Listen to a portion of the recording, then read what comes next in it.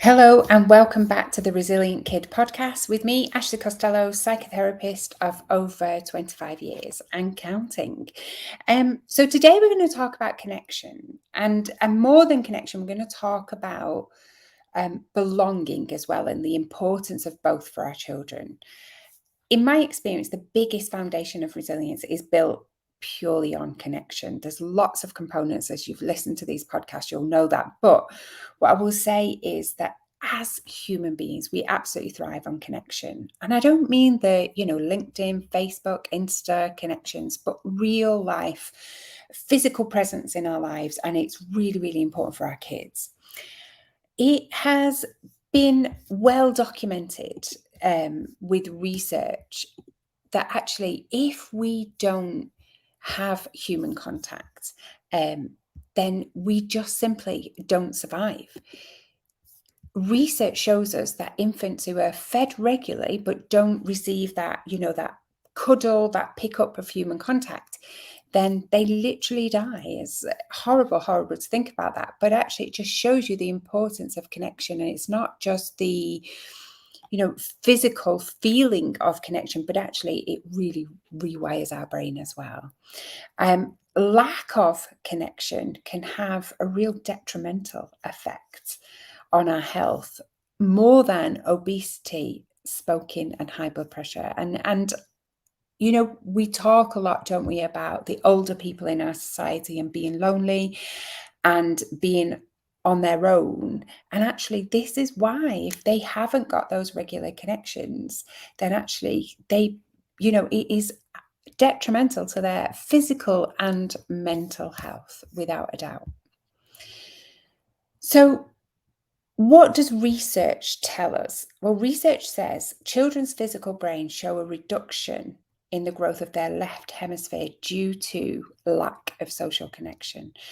This means there's higher risk of depression, anxiety, and learning. It even has an impact on the parts of our brain that store learning and store memory. So it's really important that we look at those strong connections. Why is it difficult sometimes? Well, sometimes it wasn't modeled for us when we grew up. If you're of a similar generation to me, it was a time mothers went out to work, fathers weren't necessarily helping around the house, so mums were trying to juggle both. Often we get busy, trying to provide money coming in, working, trying to provide the house, the holidays, the whole things. And so sometimes we're not present. I know if I've got a particularly busy day, I will look at the end of the day and think, how much did I actually speak to the kids today? Parenting is just a huge job, and we often get overwhelmed and go on to autopilot just to survive. So, don't kick yourself about it. It is what it is. And the more aware we are, then easier it becomes to put that right. So the other thing that I wanted to talk about kind of right at the top of the show was belonging as well, because belonging is really important. And I have spoken about this before, but as kids hit puberty, as they hit those teen years, everything in their DNA really compels them to pull away from us as parents and gravitate towards their peer group. And it's been this way since cave time. It ensures the survival of humans. That said, we need to make sure they know they always have a safe place with us. They will always belong with us, to us, however you want to say it, despite what happens with them peer groups, those friendships that go wrong. There is somebody called Amelia Mayer, and she gave a TEDx talk about the human need for belonging. I'll put it in the show notes. If you get a chance to listen to the whole thing, absolutely do. It's brilliant. But she takes the concept of belonging one step further and says we need not to just that we belong, but that we are claimed by at least one person. And it's fundamental for kids to feel safe and that they belong and that they learn and grow and thrive. It's one of the reasons why I always talk about kids doing chores or tasks or jobs in the home, is because they're needed, they're claimed by us, that it's, we need you here, this is your place, this is where you belong. When we don't feel like that, or more importantly, when kids don't feel they belong, they will seek it out elsewhere, often in places that we might not feel are desirable or might not be a positive influence. It's why gangs gain members. It is why drugs or smoking, things like that, are really popular. Yes, teenage brain is not always developed enough for them to have the inhibitions, or should I say, they have complete lack of inhibition sometimes, and not developed enough to assess risk taking. But that belonging is a real pull, real pull. So really think about how we can foster that connection and that belonging for our kids. So for me, claim them. Absolutely claim them. Make sure without a shadow of a doubt they know they belong to you, that they have a place in the family unit. They know whatever happens, you have their back. And this starts by listening to them. Listen without interruption. Listen without trying to jump in with your opinion. Let them just offload. That is not saying if they come home and tell you something big that you are not going to have an opinion. You are not going to tell them off. There's not going to be a consequence. Of course, sometimes there has to be. But what I would say is open that communication, keep it open. If you jump at them straight away, then they are not going to feel comfortable when it comes time to talk to you about the big stuff, whether that is sex, whether that is I've tried drugs, whatever it is. So really pin your ears back, listen, give them eye contact, and give them that uninterrupted time where they feel heard and they feel seen. Okay. Next one, commit to connection. Be mindful when we talk to our kids. It's not about, for me, I think Christmas is a really good example, or birthdays, where we give them really big, we think, let's give them this, let's buy them the big presents, whether it's the iPhone or a console or whatever. And that is great. But actually spending time with them, having experiences with them. We started a couple of years ago by kind of stopping the big presents. That's not that they don't get them. But for instance, I'll give you an example. My daughter was 16 this birthday, just gone in the summer, and we booked a weekend away, and it was just with her. It's probably the first time she's been on holiday with us two without a brother since he was born 13 years ago. And we explained it to him. He got a present. We explained to him that this is different. She's had exams. This is the 16th. When he's 16, we'll do exactly the same for him, and we will take him away for a long weekend and stuff. And he had a great time with his godmother and his auntie. So he had a great time. He was fine. And actually, when we got there, we got away and we was in the sea, kind of beautiful day. And she said, "Oh, why didn't he come with us?" And I said, "We just wanted to give you this time to yourself, babe, just us two and you, and having that time before you go off to college and stuff." And I said, "Why are you missing him?" And she said, "Well, he is really good fun, but yeah, he does get on my nerves as well." And she kind of appreciated both. It was that typical sibling thing. But actually, for her actual 16, yes, it cost us a bit of money, but it wasn't something that she could take away. But she'll never forget that now, that we gave her that weekend. And, some of the things that she did, and just to have that time with her as well, where we're not working, our attention is not divided between the two of them. I'm not suggesting that you do take them away all the time. But, think about little things that you can do that is more of an experience than it is an actual physical present. And if you don't believe me about this, what I would say is ask them what they got last Christmas. Ask them what they got for Christmas last year. And then ask them what was the best day they've ever had out. And that could be eating fish and chips on a bench by the sea and it was cold, But ask them, because you see, what is indelible in their memory is the connection. If you go over to my website, I have kind of two websites. I have one that just talks about kind of the therapy I do and things like that. But I also have like a platform, like it's a course platform, because I have courses on there for boosting confidence or managing anger, things like that, or raising a resilient kid, things like that. On there is a couple of freebies. And one is Magic 10 Minutes. If you've got a primary kid, it's a really, really good exercise to do.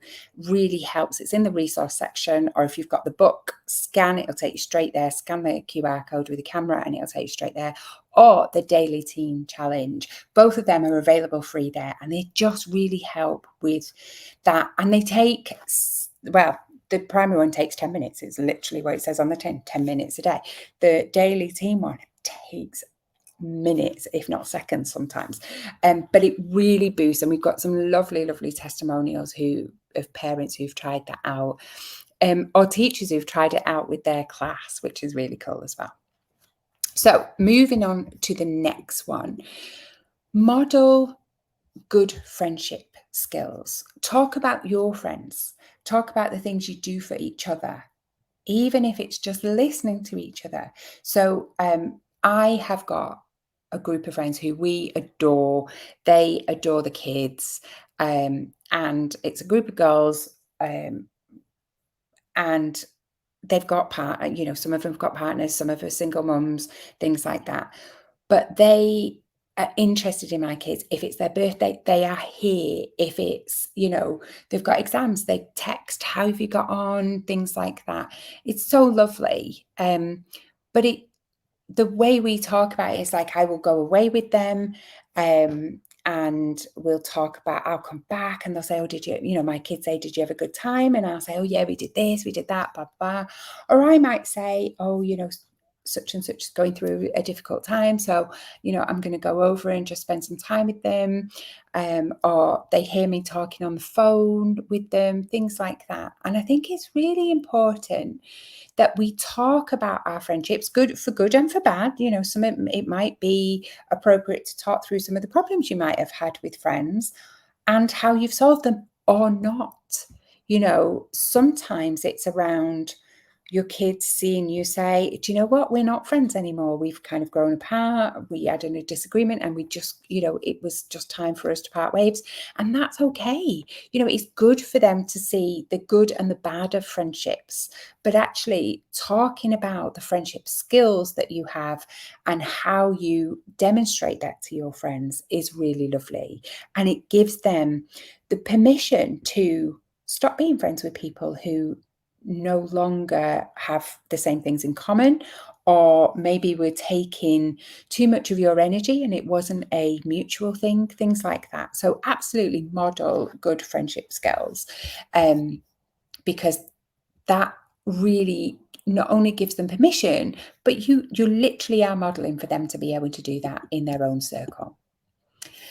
Look out who is in their connection circle as well. So take an interest in their friends, chat, invite them round. It doesn't matter if it is in nursery or in college, chat about them. Oh, how is such and such body getting on?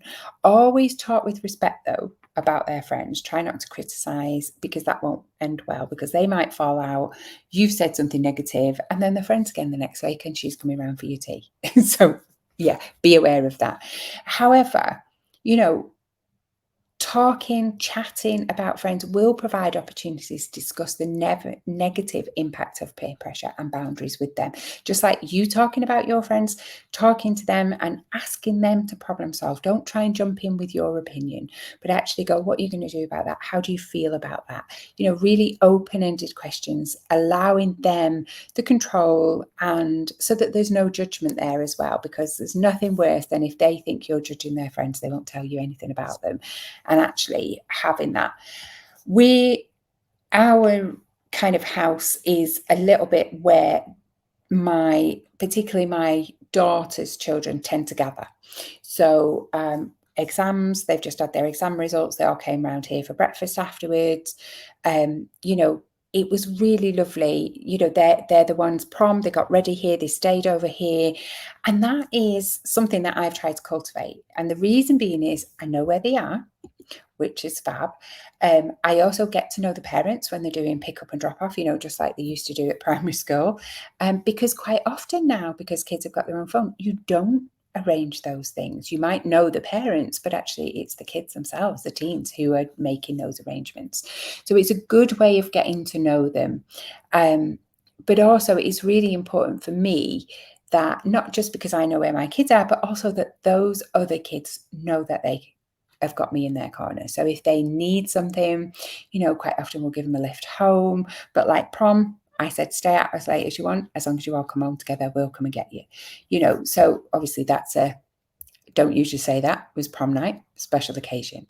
But I kind of try and make their friends really welcome here so that, so they're welcome and they've got another adult in their life, and my kids are then happy, I know where they are, I know they're fed, things like that. Also, think about their connection circle. So not just their friends, but also other adults, other parents around them.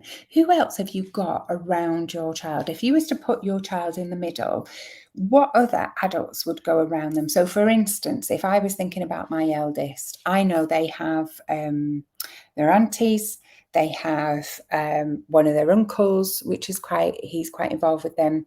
They have our friends from down south. I know that my eldest would text them if they needed anything. Shout out to Tina and Tony from down south. Rugby coaches, she plays rugby. Rugby coaches would absolutely be there. Dance teacher. Is there somebody at school who they have a particular affinity with? And I would always ask this question of any child, and I do this a lot in therapy. If you was upset at school, who would you go to? Now, that could be school nurse, somebody in the school office. That could be their form tutor. It could be their favourite teacher, maths, art, whoever it is. But do you know who it is? Did they know? Like, if they were stuck, if they were either in trouble or they were upset, who would they want to go to? Because I think that's really gives you a good indication, but also if anything happens at school, you've got that in with those. Yeah. I think anybody who kind of lights up when they see your kid is a person in their connection circle, for sure. I've got friends who will often, call at the door, or they'll, be dropping something off and they'll always go, "Hi, how are you?" I've got a lovely friend called Sam. She often drops stuff off here. We'll be, swapping things like that. My kids volunteer for her sometimes when she's putting on community events, but she always asks how they are, how's things going, what you up to. That she's interested. She lights up when they enter a room, and that is really important to stay connected to those people in your kid's life, because it's a valuable source when they're having a hard time to just lift them back up. And actually, so just think about putting your child in the middle of a circle and doing little lines to who have they got: aunts, coaches, teachers, teaching assistants, family friends, think about it and have a look at who they've got that surrounds them. Because actually, I think for me, it helps with their emotional regulation. It helps with their modeling of behavior. But to know that they have somebody in their corner is so important. So, so important. And, it doesn't matter if you're a parent, a teacher, a TA, you work as a lunchtime supervisor, you're a rugby coach, karate teacher, whatever it is, you as that one person can make a huge difference in the life of that child. So don't underestimate, really please, do not underestimate the impact that you will have on a child's life. It only takes one significant person to have a really positive impact, irrespective of what their background is, irrespective of what their family life is, or how they struggle, maybe at school, academically. You could be that one person. So have a little think. It's not homework, but I would suggest doing it. Think about what your connections, your child's connections are. And if there's a gap, if you think actually there's not a lot of people, how can you improve that? Have a look how you can improve that.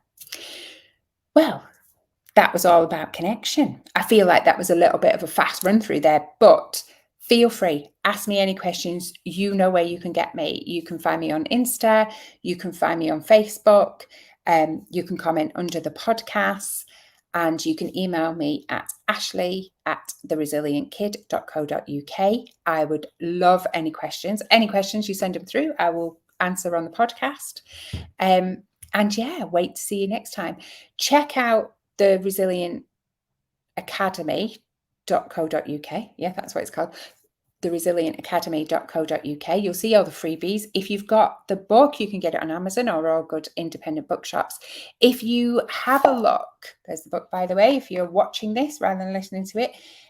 In the book, there is a QR code which gives you loads of free resources, the Teen Challenge and the Magic 10 Minutes that I was just talking about. But also check out the courses there.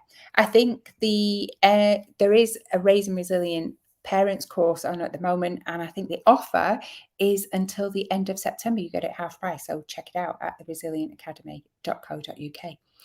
Take care, everyone, and speak to you soon.